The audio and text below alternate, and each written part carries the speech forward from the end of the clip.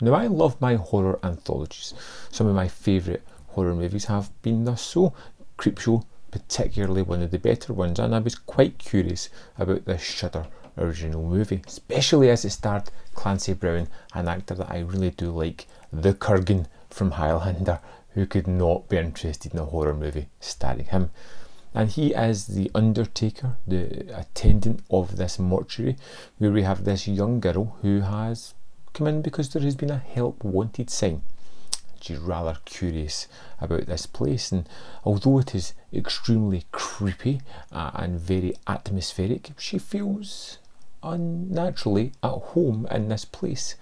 In fact, having fun and being playful with the mortuary attendant, and he starts to try and freak her out, try to spook her by telling her these gory tales of horror, the stories that will be interspersed throughout this movie. Now, I really like it when there is a good wraparound story, and I feel that the wraparound story in the Mortuary collection is really interesting, really something that I was curious about going back to in between the stories. And the stories that we have here are rather varied and twisted as well. Some of them are just throwback. There's a lovely one with a one actress in a room in a Lovecraftian theme. There is a wonderful tale of morals, social justice almost, of twisting fates and genders in another story. There is a really fun story of a partnership that is broken down and going to pieces and things aren't quite as they seem, and one about a babysitter being hunted by a masked killer.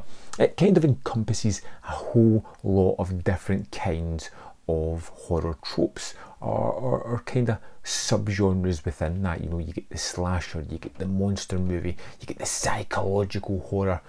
It does all these kind of things and just rolls them up into one really neat package. And what I find really spectacular about this one is the way it looks and the nature of it it's crafted.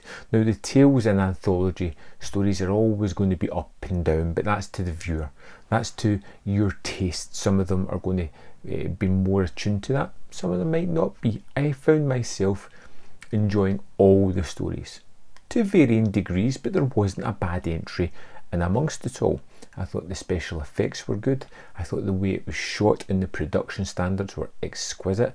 I loved the use of colour in this, in the way that some super bright colours are used to pop against these really dark, dank backgrounds, just made things jump out.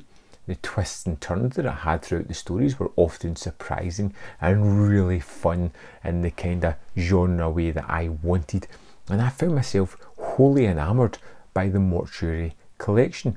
I found myself eager for a sequel as soon as it finished. I wanted to go back and revisit certain stories because they were just so delightful in the way they tackled certain tropes. And this is one of those movies that, as a horror fan, I can wholeheartedly recommend. I think this is one of the best Shudder originals that has been out there, with great performances, great ideas, wonderful execution, and stories that I could have gone into more, but I feel it's really best for you to discover them. This is a quick, easy, super fun watch with some amazing performances, some wonderful set pieces, excellent amounts of gore and setup, nice little touches of thematics all the way through it, and one that I'm really curious about what you guys think. So I can't wait to hear your thoughts on the Mortuary collection. Let me know in that comment box below, and I'll see you next time